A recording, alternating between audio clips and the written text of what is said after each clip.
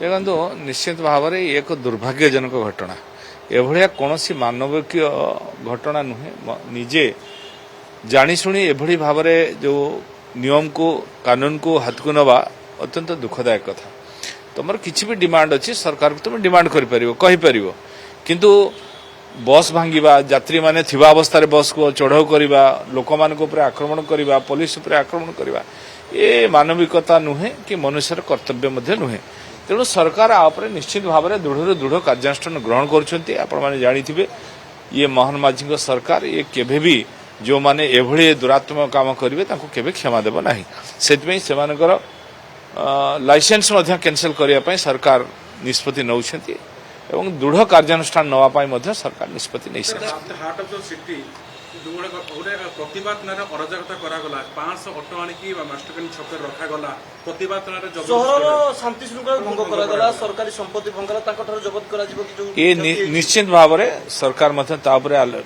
ବିଚାର ବିମର୍ଶ କରୁଛନ୍ତି ଏବଂ ଆର ପାଇଁ ବ୍ୟବସ୍ଥା ମଧ୍ୟ ଅଛି ଯିଏ ଯେଉଁ କ୍ଷତି କରିଥିବ ସେ କ୍ଷତିପୂରଣ ମଧ୍ୟ ସେ ନିଜେ କରିବ ତାରି ପାଖରୁ କ୍ଷତିପୂରଣ ହେବ ଏଥିପାଇଁ ତାଙ୍କର ଏ ପାଇଁ ତାଙ୍କ ଲାଇସେନ୍ସ ମଧ୍ୟ କ୍ୟାନସେଲ ହେବାର ବ୍ୟବସ୍ଥା କରାହେଉଛି ଏବଂ ତାଙ୍କୁ ରୋଡ ପରମିଟ୍ ମଧ୍ୟ କ୍ୟାନସେଲ ହେବ ଏବଂ ଯେଉଁଭଳି ଭାବରେ ଏମାନେ ଦୁରାତ୍ମ କଲେ ତା ପ୍ରତି କଠୋର ଦଣ୍ଡ ବ୍ୟବସ୍ଥା ନିଶ୍ଚିତ ଭାବରେ ଯାହା ବିଧିବଦ୍ଧ ଭାବରେ ସରକାର କରିବା ଆବଶ୍ୟକତା ଅଛି ତାକୁ କରିବେ କାରଣ ସରକାରଟା ସାଧାରଣ ଲୋକଙ୍କୁ ପ୍ରୋଟେକ୍ସନ ଦେବା ପାଇଁ ଆଉ ସାଧାରଣ ଲୋକଙ୍କ ଉପରେ ଆକ୍ରମଣ ହେବ ସରକାରୀ ସମ୍ପତ୍ତିକୁ ଭଙ୍ଗ କରାଯିବ ଆକୁ କେବେ ବରଦାସ୍ତ କରାଯିବ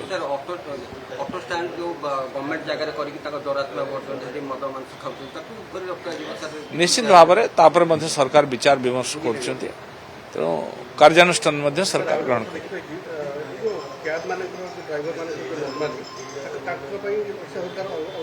ନିଶ୍ଚିତ ଭାବରେ ସେଇଥିପାଇଁ ତ ସମସ୍ତେ ଏମିତି ହେଉଛନ୍ତି ଓଡ଼ିଶା ସରକାର ଏବେ ଗୋଟେ ଆପ୍ ଆଣିଛନ୍ତି ଯେଉଁ ଓଡ଼ିଶା ଯାତ୍ରୀ ଆପ୍ ଯେଉଁ ଆପ୍ କି ସାଧାରଣ ଲୋକମାନେ ଉପକୃତ ହେବା ସାଙ୍ଗରେ ଡ୍ରାଇଭର ମାନେ ମଧ୍ୟ ଉପକୃତ ହେବେ ଯେଉଁ ପଇସାଟା ଯେଉଁ ଆପ୍ ଯେଉଁମାନେ କରିଥାନ୍ତି ସାଧାରଣ ଲୋକମାନଙ୍କ ପାଖକୁ ଯେଉଁ କମିଶନଟା ଯାଏ ଏଠି ସେ କମିଶନ ଯିବନି ଏଠି ଡ୍ରାଇଭର ମାନେ ହିଁ ତାର ବେନିଫିଟ୍ ପାଇବେ ତେଣୁ ମୁଁ ଅନୁରୋଧ କରୁଛି ଯେଉଁ ଡ୍ରାଇଭର ଭାଇମାନେ ଏହା ନକରି ସମସ୍ତେ ଓଡ଼ିଶା ଯାତ୍ରୀ ଆପ୍ରେ ଯୋଡ଼ି ହୁଅନ୍ତୁ ଏବଂ ତାର ବେନିଫିଟ୍ଟା ସେମାନେ ପାଆନ୍ତୁ।